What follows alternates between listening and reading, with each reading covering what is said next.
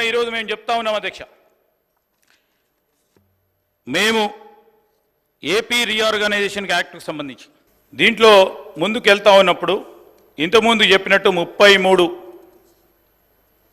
ప్రధానమైన హామీలతో అనేక డిపార్ట్మెంట్స్కి సంబంధించి యూనియన్ బడ్జెట్లో రిఫ్లెక్ట్ కానీ గత 10 సంవత్సరాలుగా పరిష్కారం కానీ గత 10 సంవత్సరాలుగా కేంద్ర ప్రభుత్వం నిర్లక్ష్యం చేసిన అనేక అంశాల విషయంలో ఈరోజు ఎన్డీఏ గవర్నమెంట్ నీతి ఆయోగ్ అని 2015లో ప్లానింగ్ కమిషన్ను సంబంధించిన అనేక అంశాలను పక్కన పెట్టి వారు ఒక కొత్త ప్రణాళిక, ఒక కొత్త సంస్థను స్థాపించడం జరిగింది. సో ఏమన్నారు అధ్యక్ష? To involve states in decision making and promote cooperative federalism. అధ్యక్ష, కోఆపరేటివ్ ఫెడరలిజం అంటే ఏంది? రాష్ట్రాలన్నీ కూడా కలుసుకొని కేంద్రానికి సంబంధించిన ప్రగతిలో భాగస్వాములు కావాలి. దీంట్లో ఈ స్పిరిట్ ఆఫ్ కోఆపరేటివ్ ఫెడరలిజంని మీరు డైల్యూట్ చేస్తూ, నిర్లక్ష్యం చేస్తూ, ఇంకో ప్రక్కన కోఆపరేటివ్ ఫెడరలిజం గురించి మాట్లాడుతూ రాష్ట్రానికి సంబంధించిన విధులు, నిధులు, హక్కులను కాలరాస్తూ కేంద్ర ప్రభుత్వం ఆ విధంగా ముందుకెళ్తా ఉంటే తప్పకుండా మన బాధ్యతగా ఈరోజు మన గౌరవ శాసనసభ్యులు ఏ పార్టీకి సంబంధించిన వారైనా కానీ కేంద్ర ప్రభుత్వం అనుసరిస్తూ ఉన్న విధానాన్ని వీరు తప్పుగా వెళ్తూ ఉన్నారు, ఇది సరికాదు, ఈ రాష్ట్రం దేశంలో కూడా భాగస్వామ్యం అని చెప్పడానికి అందరం కూడా ఇక్కడ కూర్చున్నాం అధ్యక్ష.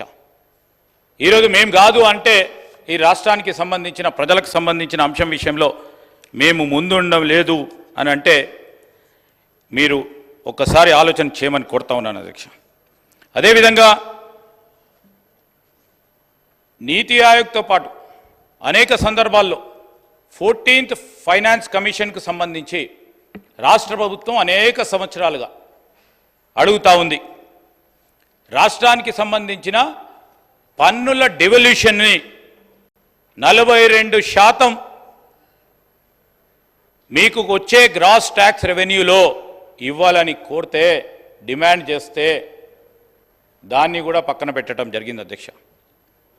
ఈరోజు మళ్ళా ఆర్టికల్ 275 రాజ్యాంగానికి సంబంధించి కూడా దాన్ని కూడా ఫైనాన్స్ కమిషన్ ఏది చెప్తే commission manage transfer to states విషయంలో కూడా 10 సంవత్సరాలుగా మన రాష్ట్రానికి ఏ విధమైన లాభం చేయలేదు. మేము చెప్తా ఉన్నాం అధ్యక్ష, ఈరోజు మోస్ట్ సెంట్రలీ స్పాన్సర్డ్ స్కీమ్స్కి సంబంధించి రాష్ట్రానికి సంబంధించిన, మనకు సంబంధించిన అనేక అంశాల విషయంలో కేంద్ర ప్రభుత్వ నిర్ణయాలు రాజ్యాంగ స్ఫూర్తికి విరుద్ధంగా తీసుకోవటం జరిగింది. ఇదో మీరు ఎంతవరకైతే రాష్ట్రాన్ని, అన్ని రాష్ట్రాలను బలంగా వాళ్ళని ఎంపవర్ చేసి ముందుకెళ్తారో వికసిత్ భారత్ అనేది అసాధ్యం. ఈరోజు ఇండియాని సెల్ఫ్ సఫిషియెంట్ గ్లోబల్ మ్యానుఫ్యాక్చరింగ్ హబ్గా చేయాలంటే మీ వికసిత్ భారత్లో తెలంగాణని మీరు ఇతర రాష్ట్రాలతోని ముందుకు తీసుకెళ్ళకపోతే వికసిత్ భారత్ సాధ్యం కాదని మా అభిప్రాయం అధ్యక్ష.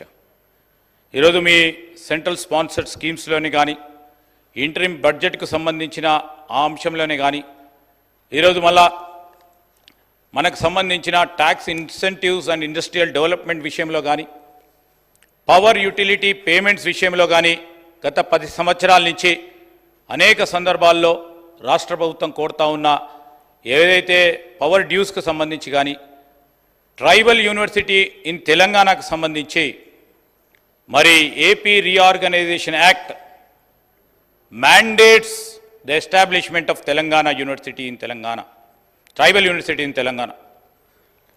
ఈరోజు దాని విషయంలో కానీ, ఓవరాల్ బడ్జెట్ అసెస్మెంట్ విషయంలో కానీ ఈరోజు నష్టం జరిగిన మాట మనం అందరం కూడా చూస్తూ ఉన్నాం అధ్యక్ష. ఏపీ రీఆర్గనైజేషన్ యాక్ట్ 2014కు సంబంధించి ఈరోజు మనం ఏ విధంగానైతే ఆ యాక్ట్కు సంబంధించిన షెడ్యూల్స్ 9 and 10కు సంబంధించిన అంశాలు కానీ, లేకుంటే సెక్షన్ 93 ఆఫ్ రీఆర్గనైజేషన్ యాక్ట్ కానీ, అదేవిధంగా division of organisations under schedule 9 and 10 విషయంలో కానీ, సెంట్రలీ స్పాన్సర్డ్ స్కీమ్స్కి సంబంధించి ఆ నిధులు కేటాయింపుల విషయంలో కానీ, అనేక అంశాల విషయంలో అధ్యక్ష, కన్స్ట్రక్షన్ వర్కర్స్ విషయంలో కానీ, ఈరోజు మేము చెప్తా ఉన్నాం ఎక్స్పెండిచర్ చేసిన అంశాల విషయంలో కానీ, బ్యాక్వర్డ్ డిస్ట్రిక్ట్స్ సంబంధించి ఈరోజు తెలంగాణ యావత్ అంతా కూడా మొత్తం కూడా ఆ బ్యాక్వర్డ్ డిస్ట్రిక్ట్స్లో పెట్టకుండా చాలా అనేక ప్రాంతాలు ఇతర రాష్ట్రాలకు సంబంధించి మరొక్కసారి బ్యాక్వర్డ్ డిస్ట్రిక్ట్స్లో వారు ప్రస్తావన చేయటం, నిర్మలా సీతారామన్ గారు ప్రస్తావన చేయటం, మన రాష్ట్రానికి సంబంధించి అనేక వెనుకబడిన జిల్లాలు ఉన్నాయి. ఇప్పటికి కూడా మనం ముందుకు తీసుకెళ్లాల్సిన అవసరం ఉంది, ప్రాధాన్యత ఉంది. ఆదిలాబాదే, భూపాల్పల్లి కావచ్చండి, ఈరోజు ఖమ్మం భద్రాచలం సంబంధించి కాదు, మహబూబ్ నగర్ కొన్ని ప్రాంతాలకు సంబంధించి ఈరోజు ఈ వెనుకబడిన జిల్లాలకు సంబంధించి స్పెసిఫైడ్గా మీరు మెన్షన్ చేయకపోవటం, అంతఃపూర్వకం ఉన్న వెనుకబడి జిల్లాలకు సంబంధించిన ఇన్స్టాల్మెంట్స్ 2019, 20, 21, 22, 23, 24కు సంబంధించి ఇన్స్టాల్మెంట్స్ కూడా ఈరోజు వరకు కూడా రిలీజ్ కాకపోవటం చాలా బాధాకరం. ఈరోజు బ్యాక్వర్డ్ డిస్ట్రిక్ట్స్ డెవలప్మెంట్ గ్రాంట్ కింద రాబోయే 5 సంవత్సరాల కాలంలో కేంద్ర ప్రభుత్వం ఇచ్చే నిధులకు మనం నోచుకోకుండా పోతాం. ఆ ఫండ్లో ఈరోజు మనము మన జిల్లాలు, ఆ జిల్లాలకు సంబంధించిన ప్రజలకు సంబంధించిన సంక్షేమము అభివృద్ధి ఆలోచన చేయాలంటే ఆ బ్యాక్వర్డ్ డిస్ట్రిక్ట్ డెవలప్మెంట్ గ్రాంట్కి సంబంధించి ఆ స్పెసిఫైడ్గా జిల్లాలు ఆ హోం మంత్రిత్వ శాఖలో సంబంధించి స్పెసిఫైడ్గా మెన్షన్ చేయకపోతే దాంట్లో నిధులు రావు. దానివల్ల కూడా మనకే నష్టం జరుగుతుందని ఈ సందర్భంలో మేము సభా దృష్టికి తీసుకొస్తా ఉన్నాం అధ్యక్ష.